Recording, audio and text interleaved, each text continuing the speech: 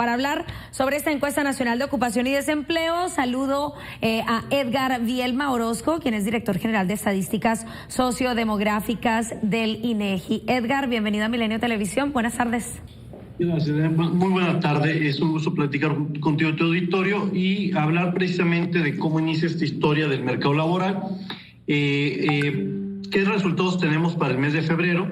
Que de aquella población económicamente activa, es decir, que estaba trabajando o al menos buscando trabajo, recordemos que con la pandemia llegó a estar fuera 12.5 millones de personas.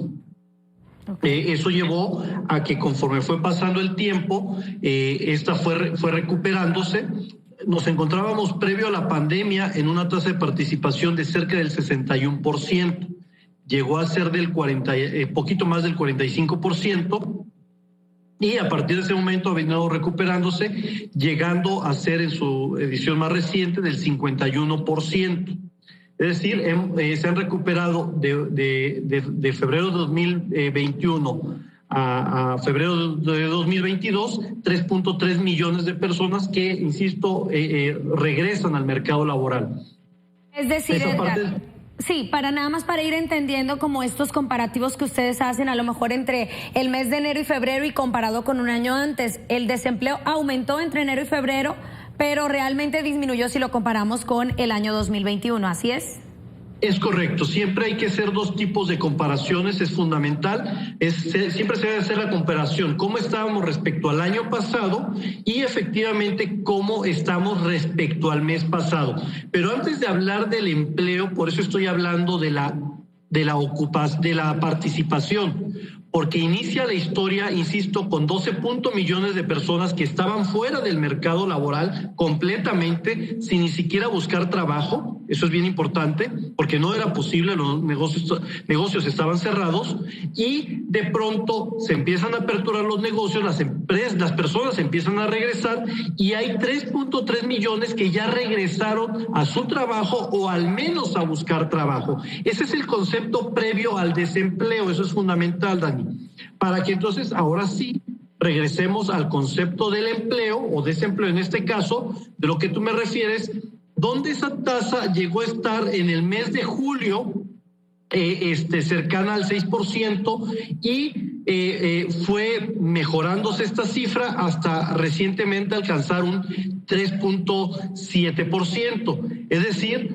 respecto a febrero del año pasado hubo una reducción de 250,000 personas que ya no están desocupadas. Pero como tú bien lo refieres, respecto al mes pasado, tuvimos un incremento del 3.6 al 3.7%. Entonces, son dos análisis. Respecto al año pasado, una ganancia porque se redujo la tasa de desocupación, con 250,000 personas que ya no están desocupadas, pero por otro lado, respecto al mes pasado, que tenemos un incremento de esta desocupación del 3.6 al 3.7%. Ahora bien, algo importante a resaltar es que la subocupación, según este análisis, se reduce. Estas personas que tenían la necesidad y la disponibilidad para trabajar todavía más horas, y ahorita podemos ver es una reducción. Bueno, ya que identificamos a la población económicamente activa, cómo ha venido mejorando, tanto de respecto del año pasado como del mes pasado, eso es muy importante. Ahí tuvimos dos indicadores positivos. El indicador de desocupación, que es la segunda etapa del análisis, que mejoró respecto a un año, no así respecto al mes pasado. Y en tercer lugar, y qué bueno que vas en ese orden, es la subocupación. Sí, regresaron algunas personas, pero no regresaron a trabajar en su totalidad. Eso es muy importante, es decir, no a trabajar la cantidad de horas que solían trabajar. Este indicador llegó a elevarse a 13 millones de personas en este estatus.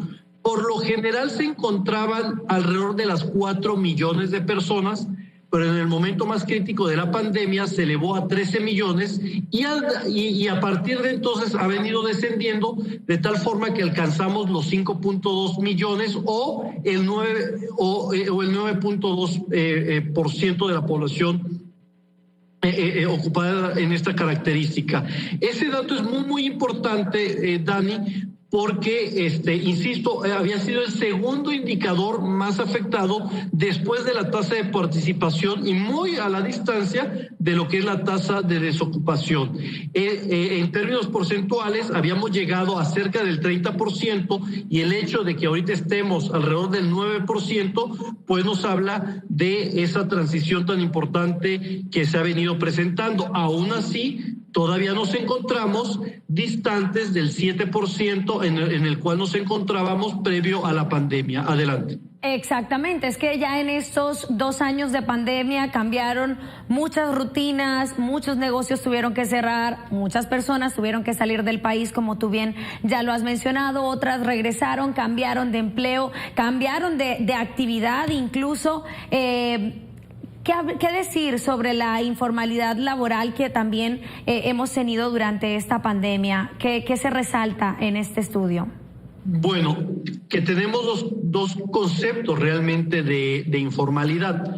La informalidad global, que incluye a los trabajadores que son informales, pero las empresas donde labora son formales, más el trabajador informal, donde también la empresa es informal. La suma de estos dos conceptos hemos venido observando que se está reduciendo, sobre todo en los 3 últimos meses, hasta llegar al 54.7%. Es decir, hemos tenido una muy buena señal ahí. Mucho tiene que ver con el tema del outsourcing y cómo ha venido teniendo el impacto, porque ya los están formalizando a estas personas.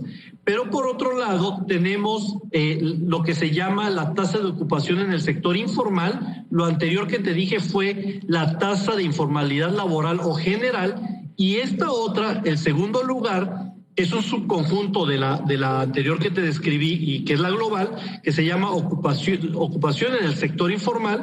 Es aquellos que son tanto la empresa informal como la persona es informal, este es un estatus de informalidad.